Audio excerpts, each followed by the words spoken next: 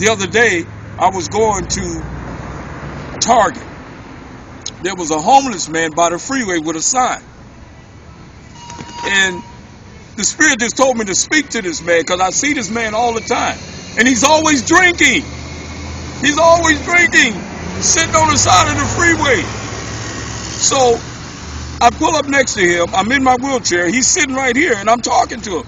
I said, sir, every day I see you here, you have your sign, and you have your 2 or 3 bottles of beer that are yay long. Mm-hmm. And I tell him just like this, what's wrong with this picture? And he looked at me, he looked up at me, what are you talking about? I said, here you got a sign saying you're a homeless vet, you need money, but you got alcohol all around you. And I said, you wonder why the cars are passing you by. So I asked him, I said, how much money have you made so far?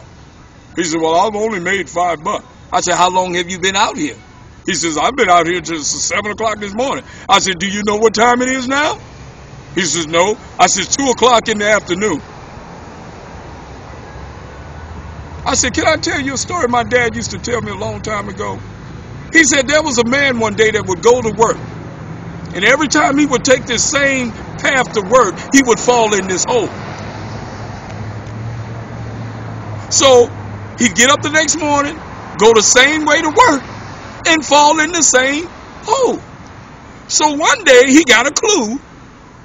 He said, well, instead of going on that side of the street, because I thought they fixed the hole, he started going on the other side of the street. So he goes on the other side of the street.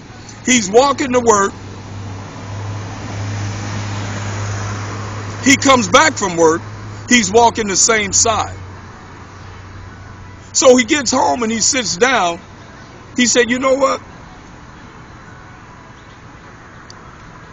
This is what insanity is. Doing something, doing the same thing over and over and over again and expecting different results. He said, so that's a lesson in that I was trying to get to this gentleman that was sitting on the side of the freeway. I said, man, this is insanity. And he looked at me. He said, you know what, buddy? He said, you're right. He said, you are absolutely right. So he takes his, beer bottles and he pours them out. No. He pours Really? them out. He pours them out.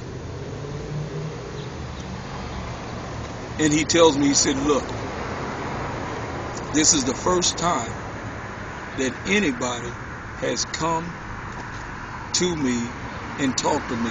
Nobody has talked to me the way you have talked to me. Because they looked at me as downcast.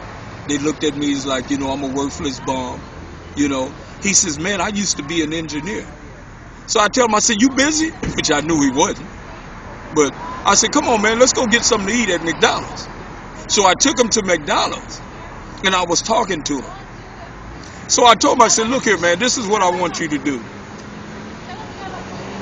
I know a pastor in Pomona and I know a pastor in Chino that have men's homes.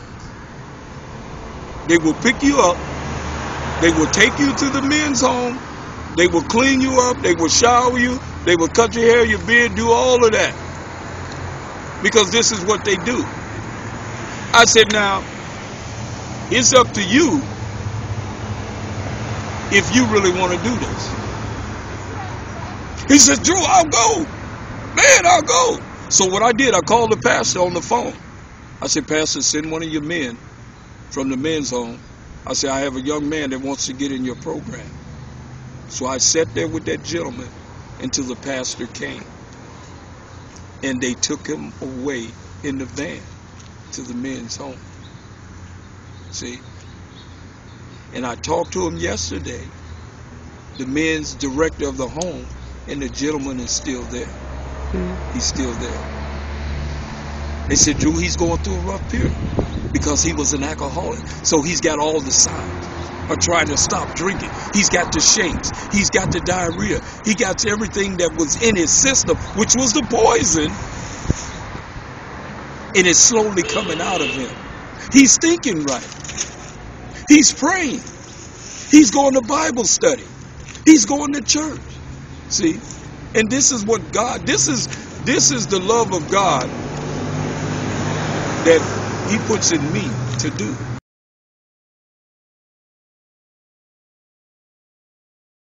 In youth authorities, juvenile detention centers, men's prison, Chino, downtown Skid Row area. I speak at the missions. I speak to the prostitutes. It doesn't matter.